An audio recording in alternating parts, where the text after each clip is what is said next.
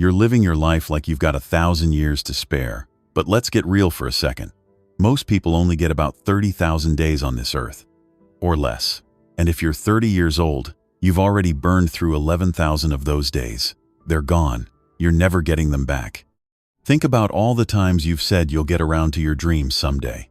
That word is a trap. It's a comfortable lie that makes you feel safe while your life is quietly slipping through your fingers. I'm not here to give you some basic advice on how to fill out a planner. I want to show you how this game actually works. In the next 25 minutes, we're going to stop just managing your hours and start making them count. This is not about being busy. It's about finally waking up and truly living before the clock runs out. Number 1. Time perception and psychology. Time is a master of disguise. It plays tricks on your head. But if you want to take control of your life, you have to learn how those tricks work. Think back to when you were a kid. Remember those summer breaks? They felt like they lasted forever. A single afternoon playing outside felt like an entire week. But look at your life now. Years seem to zip by like they're just months. You are not imagining things. This is a real glitch in how our brains work. Here is the secret. The brain measures time by how many new things it remembers. When you were young, the world was a brand new playground. Every bug, every bike ride, and every face was something new for your brain to write down. Because your brain was working overtime to record everything, time felt stretched out and long. But as you grew up, you fell into a rhythm. You eat the same cereal, drive the same road to work, and scroll through the same shows every night. Your brain gets bored. It thinks, I've seen this all before, and it stops recording. Those days just blur together into one gray fog. You're living in a comfort zone that is actually a trap, stealing your sense of time. You can break out of this. You can actually hack your brain to make life feel longer and richer. Drive a different way to the office. Pick up a new hobby every few weeks. Talk to a person you don't know. Every time you do something new, your brain wakes up and starts recording again. You are literally stretching out your life. There's one more mistake we all make. We think we can do a million things in 24 hours, but we greatly underestimate what we can do in a year. We get frustrated when a single day doesn't change our lives, so we give up. But if you keep showing up, the progress you can make in a year is unimaginable. Don't let a fast clock trick you into quitting too early. The power of the mind's clock is a huge topic on its own. If you'd like to go get deep into that, leave a comment below and subscribe to the channel. Number 2. The way you see the world. Think of your mind like a GPS. It uses mental models, basically shortcuts, to help you navigate through life. But there's a catch you need to remember. The map is not the actual ground you're walking on. Your mental shortcuts are always simpler than real life. And while that helps you make quick decisions, it can also lead you straight into a ditch. Most people go through life playing checkers. They only look at the move right in front of them. If you want to win, you have to play chess. You need to use second-order thinking.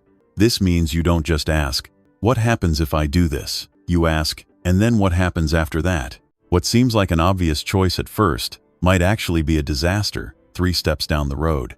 If you only look at your own map, you're going to miss the cliff right ahead of you. That's why you need to look at things from different angles. It's the difference between having facts and actually having power. See, knowledge is knowing that a tomato is technically a fruit, but understanding is knowing you'd never put a tomato in a fruit salad. People who are fulfilled and truly successful see and knows how things connect. Try flipping your brain upside down with inverse thinking. Instead of stressing out and asking, how do I fix this mess? Ask yourself, what am I doing that's making this a mess? Sometimes the best way to move forward isn't by doing more. It's by stopping the very thing that's holding you back in the first place. Number 3, emotional intelligence. Did you know your emotions actually have a timer? It sounds crazy, but it's true. When you feel a surge of anger, fear, or frustration, the chemicals rushing through your body only last for about 90 seconds. That's it. If you're still fuming or upset after a minute and a half, it's because you are subconsciously choosing to stay there. You might tell yourself, I can't help how I feel, but that's only half true. You can't stop the first wave of an emotion from hitting you, but you are the one who decides whether to let the second wave pull you under. Think of keeping your cool as a superpower. Being smart might get you in the door, but being able to stay calm when everything is falling apart is what gets you to the top. Why? Because people naturally lean on the person who doesn't panic. Most people try to act tough and hide their weaknesses, but the truly wise know how to be real. Showing a bit of your human side at the right time builds a level of trust that being perfect never could. But here is where most people go broke emotionally. They avoid difficult conversations. Avoiding a tough talk is like taking out a high-interest loan. The longer you wait to settle it, the more emotional debt you pile up. That tiny spark of a problem you're ignoring today is going to be a forest fire by next month. Finally, don't hoard your kindness. Feeling grateful but not saying it is like having $1 million in a bank account that you've lost the key to. It does nobody any good sitting there. If you don't express it, you might as well not have it at all. Emotional intelligence is a fundamental rule for a great life.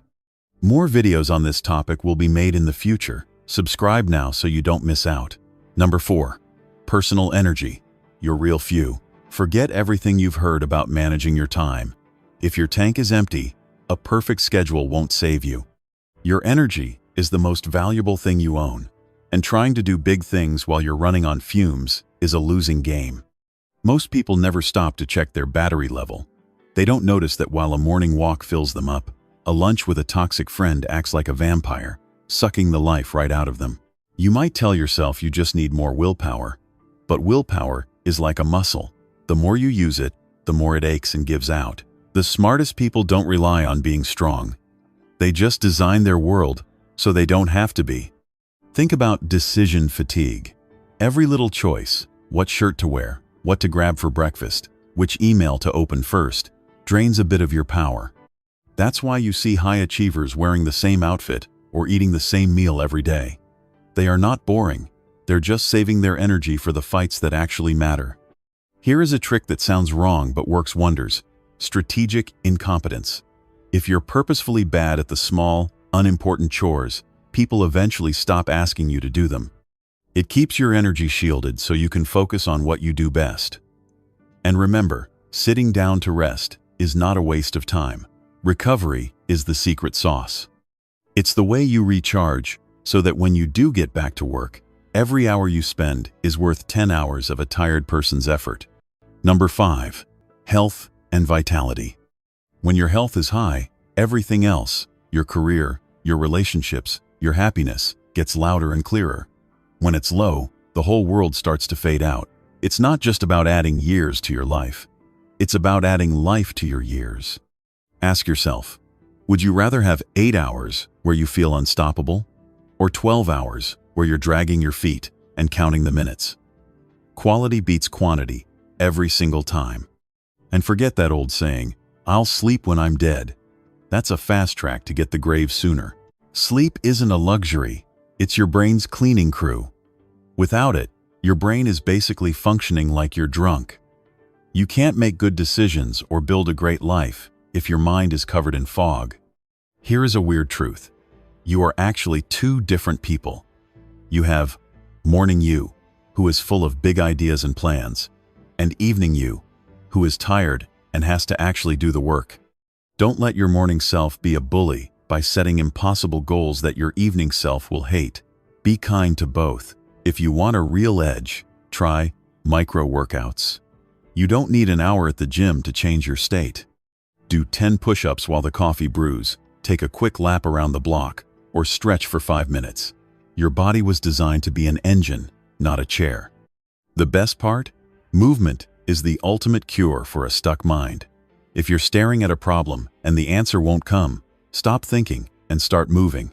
Get your blood flowing, and the solution will usually find its way to you. Number 6.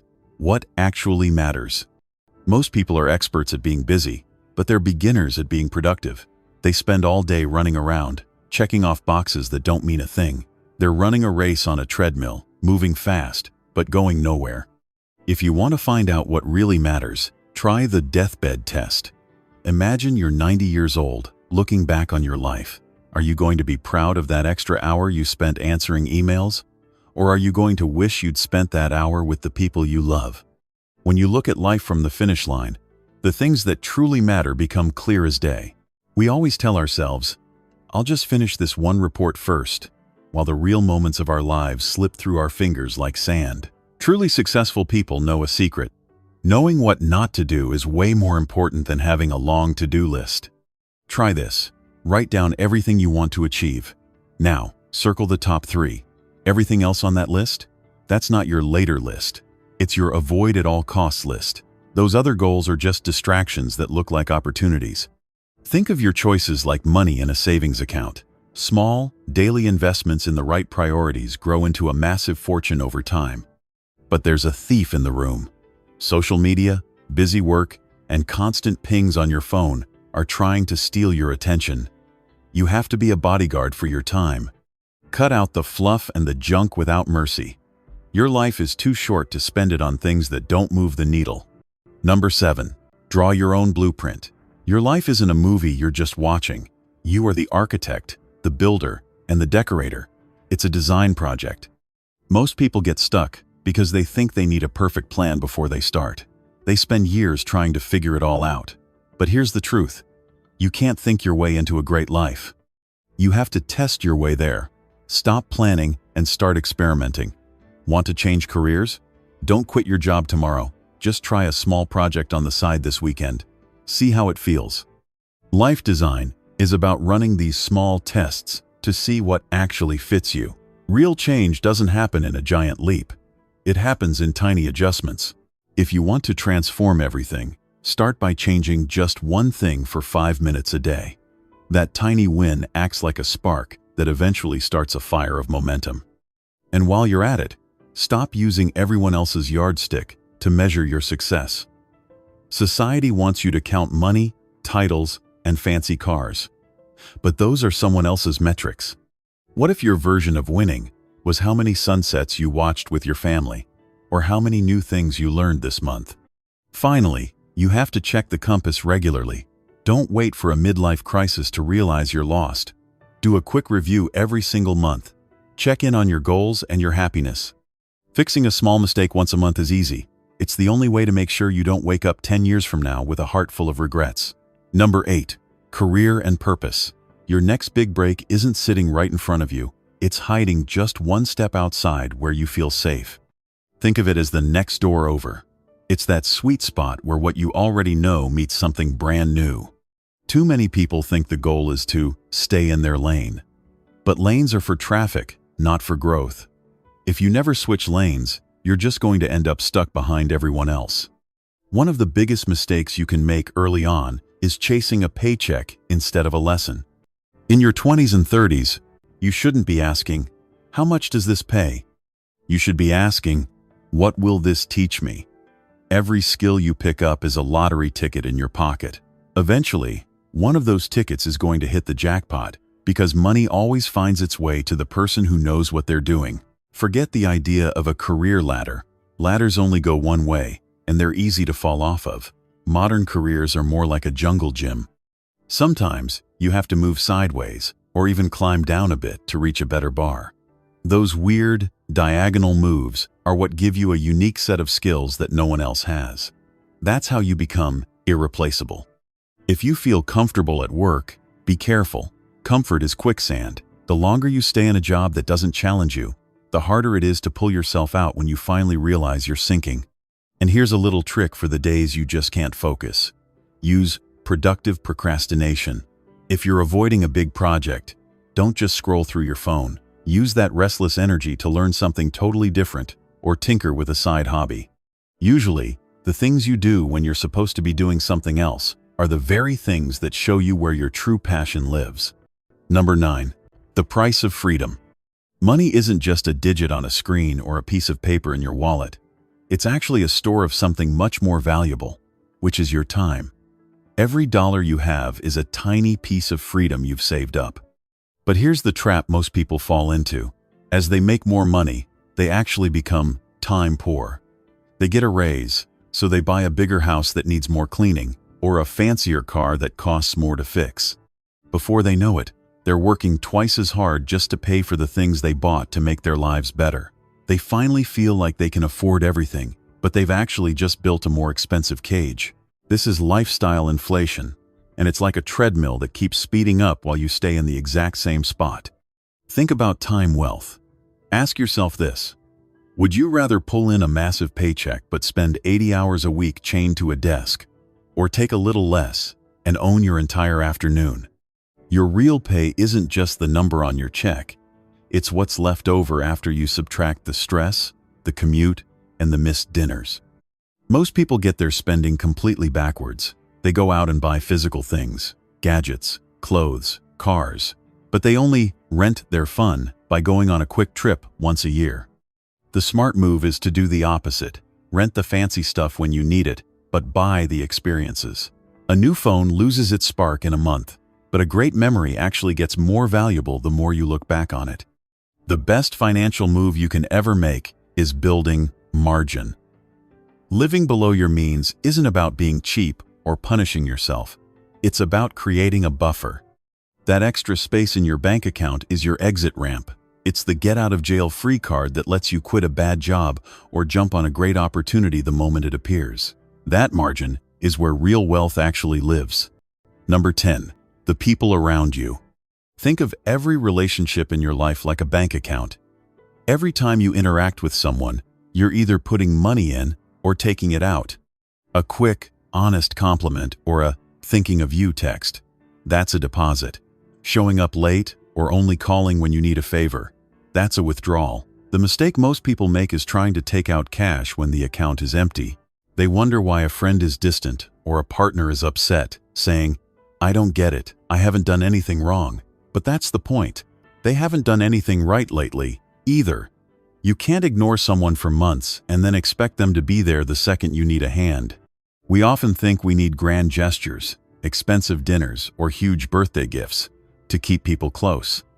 But life isn't lived in those big moments. It's lived in the small, daily deposits. It's remembering how they take their coffee or checking in when you know they had a rough day at work. Here's a secret that sounds a bit backwards. Sharing a struggle actually bonds you closer than sharing a party. Having a blast together is easy, but going through a storm together creates a knot that's hard to untie. Challenges turn friends into family. And don't overlook the people on the edges of your life, the weak ties, like your old coworker or the person you see at the gym. While your best friends give you comfort, these casual acquaintances are the ones who give you growth. They are the bridges to new jobs, different ideas, and fresh perspectives that your inner circle simply doesn't have. Finally, if you feel like your life is moving too fast and you're running out of hours, go help someone. It sounds like a paradox, but giving your time away to someone who needs it actually makes you feel like you have more of it. It slows the world down and reminds you that you have enough to share. Number 11. The strength of your circle. Success isn't a solo sport. You've probably heard that it's all about who you know, but most people get that completely wrong. They think it means collecting a stack of business cards or hitting a certain number of followers online. But real social capital isn't a numbers game. It's about the roots you grow with people. There is a simple recipe for a real bond. You need time, you need to be real with each other, and you need to go through things together. You can't skip any of those steps. If you try to shortcut the process, you don't have a friend, you just have an acquaintance. A lot of people say, "I'm too busy to network," but they're thinking about it the wrong way. True networking isn't about seeing what you can grab from someone else. The best people in the world at this are not collectors, they're connectors. They spend their time thinking, who do I know that should meet each other? When you become the person who helps others succeed, you build a reputation that money can't buy. Most people make the mistake of waiting for a wedding or a funeral to reach out. They let their friendships gather dust, but a strong bond is built in the nothing moments. The random text to share a joke or the 5-minute phone call just to say hello. Think of your community like a garden. You can't just throw seeds on the ground one day and expect a harvest the next morning. You have to water it a little bit every day. Every conversation is a drop of water. Every time you introduce two friends, you're adding fertilizer. The most successful people build their tribe long before they ever need a favor. Because the truth is, the moment you actually need a community, it's already too late to start building one. You want to be the person who already has a garden full of fruit when the winter comes. Number 12. Learning and growing. If you really want to master something, stop acting like a student and start acting like a teacher. It sounds crazy, especially if you feel like you don't know what you're doing yet. But explaining a concept to someone else forces your brain to reorganize everything. It's like cleaning a messy room so you can show it to a guest. Suddenly, you see exactly where everything belongs. Don't wait until you're an expert to share what you know. In fact, being a beginner makes you a better teacher because you still remember how hard the first steps are. You speak the same language as the person struggling behind you. Here's a shortcut to wisdom. Read biographies. Think about it. You can download 80 years of someone's mistakes, wins, and heartbreaks in a single afternoon. Why spend decades making your own mistakes when you can learn from the ones other people already paid for? While most people are out there trying to be perfect at everything, the smartest people in the room are strategically bad at some things. They choose to be amateurs in certain areas to keep their egos small and their minds open. It keeps you humble and reminds you how to learn from scratch. And when you feel like you're hitting a wall because you don't have enough money, time, or help, don't complain. Constraints are actually a gift. When you have everything you need, you get lazy. When you're backed into a corner, you get creative. Those limits are what force you to find a better way. Finally, let's talk about quitting. We're told from day one that winners never quit, but that's a lie. Winners quit all the time. They just quit the wrong things. Strategic quitting isn't a failure. It's clearing the junk out of your life, so you have room for the stuff that actually matters. If something isn't helping you grow, drop it fast and don't look back. Number 13. The creative living. Real creativity works more like an old rusty faucet. When you first crank that handle, the water is brown and gross. Those are your bad ideas. You have to let that rusty water flow to clear the pipes. If you're sitting there waiting for the perfect, crystal clear idea before you even turn the tap, you're going to be waiting forever. You have to push through the junk to get to the gold. Here's a secret. Creativity actually loves a cage. If you give someone every option in the world, they usually freeze up and do nothing. But if you give them a tiny box to work in, they get brilliant. Even Shakespeare used strict rules for his poetry. Those limits were the very thing that forced his mind to find better words. Don't complain about what you're missing. Use those walls to climb higher. One of the biggest mistakes you can make is trying to be a creator and a judge at the same time. It's like trying to drive a car with one foot slammed on the accelerator and the other on the brake. You can't go anywhere like that. When you're creating, just create. Let it be messy. Let it be weird. You can bring in the judge later to clean it up, but for now, just let it out. Keep a record of everything you do. Your brain is a muscle, and it needs to see its own progress to stay motivated. Even those early, embarrassing attempts are important. They are the physical proof that you're getting better. And if you want to find your true superpower, look at the intersection of things you love. Don't just be a good writer or a good programmer. Be the person who combines writing, programming, and a love for deep-sea diving. That unique mix, the place where your weirdest interests meet, is where your real genius lives. That is a space no one else can occupy. The final word, the clock is ticking. At the end of the day, life isn't about hunting for extra hours to cram more chores into your schedule. It's about making sure the hours you already have actually mean something. Everything we've talked about, from hacking your brain's clock to protecting your energy and building a tribe, all fits together like a puzzle. The goal isn't just to be efficient. It's to build a life you're actually excited to wake up for. Time is going to keep moving, regardless of what you do. It doesn't care if you're ready or if you're still waiting for the perfect moment. The seconds are ticking away while you watch this. Your habits are the bricks that build your days build your years, and your years become the story of your life. If you don't like the story, you have to change the bricks. Don't try to flip your whole world upside down tomorrow morning. Just pick one thing, one idea from everything we discussed that actually stuck with you. Try it out, see how it feels. Tweak it until it fits your life. Stop waiting for someday. It's a horizon you'll never reach. If you want to start truly living, the only time that actually exists is right now. Go make it count.